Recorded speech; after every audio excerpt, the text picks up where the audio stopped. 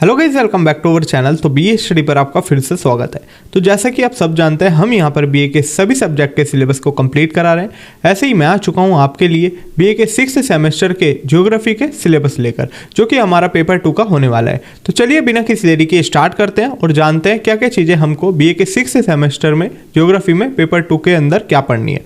तो चलिए, जैसा कि हमारा क्या है, बीए के 6th सेमेस्टर का सिलेबस रहने वाला है पेपर 2 का, जिसके अंदर हमको बात करनी है इवोल्यूशन ऑफ जियोग्राफिकल थॉट्स, यानी कि जियोग्राफिकल थॉट्स का किस तरीके से इवोल्यूशन हुआ है, धीरे धीरे किस तरीके से विकास हुआ है।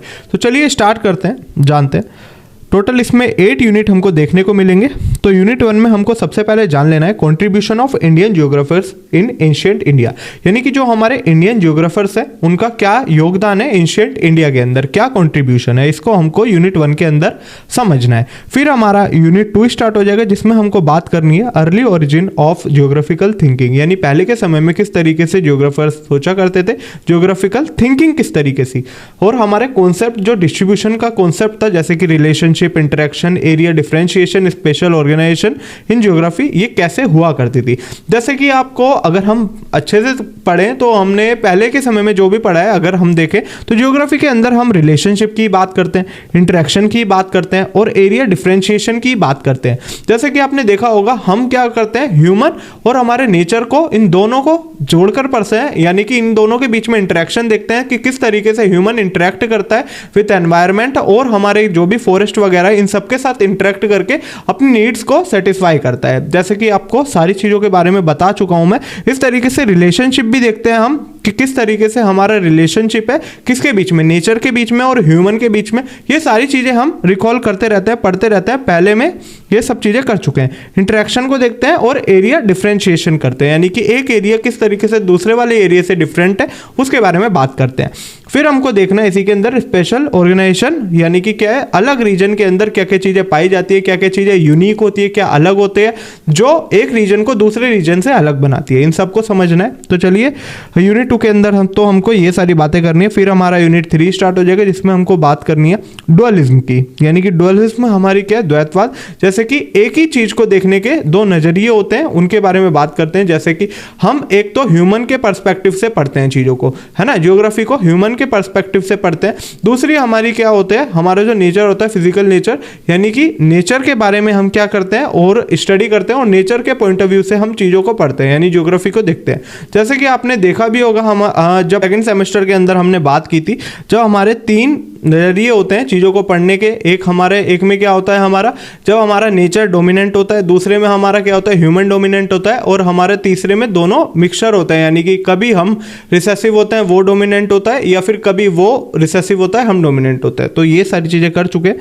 सिंपल अगर शब्दों में बात करें तो डुअलिज्म को समझना है यूनिट 3 के अंदर, ठीक है। और सिस्टमैटिक एंड रीजनल ज्योग्राफी के बारे में बात करनी है, फिजिकल एंड ह्यूमन ज्योग्राफी के बारे में बात करनी है, सिस्टमैटिक विथ रीजनल ज्योग्राफी के बारे में बात करनी है, यानी इन सबको ही हमको समझना है, ठीक है।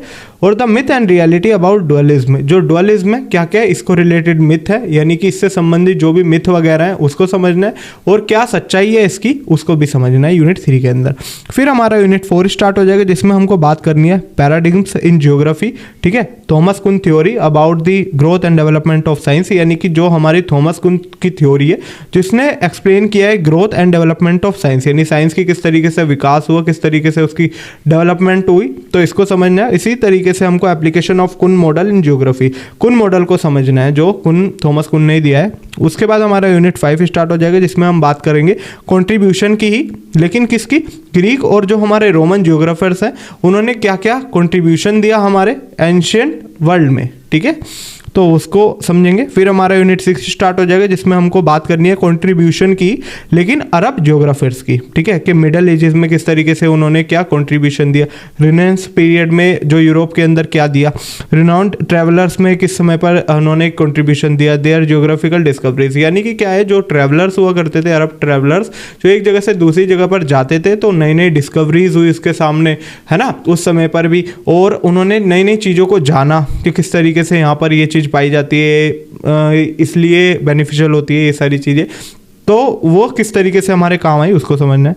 फिर हमारा यूनिट 7 स्टार्ट हो जाएगा, जिसमें हमको बात करनी है German school thought of can't, है ना, इसके बारे में बात करनी है। फिर हमारा Humboldt, Ritter, Richthofen, Ratzel, Hettner, French school of thoughts, contribution of Blache and Brunhes. अब देखो जर्मन स्कूल ऑफ थॉट में हमको अलग अलग लोगों की बात करनी है, जैसे कि कांट हो गए, अम्बस हो गए, रिटर, रिसोफन, रेजल, हेटनर की बात करनी है। और हमारे जो फ्रेंच स्कूल है ना, उनके थॉट के बारे में देखना है, जैसे कि ब्लैच और हमारे ब्रांचेस की। ठीक है, तो इन्होंने अपने अलग अलग विचारों को बताया, अलग अलग थॉट्स दिए हैं, तो उसको समझना है जर्मन और फ्रेंच के। ठीक है, फिर हमारा लास्ट 8 यूनिट रह जाएगा, जिसमें हमको सोवियत ज्योग्राफर्स के बारे में बात करनी है, जैसे कि अमेरिकन स्कूल में अलग अलग लोगों ने कंट्रीब्यूशन दिया हमको, जैसे कि हमारे सैम्पल हंटिंगटन हो गए और हमारे कार्लसॉर हो गए, ये लोग।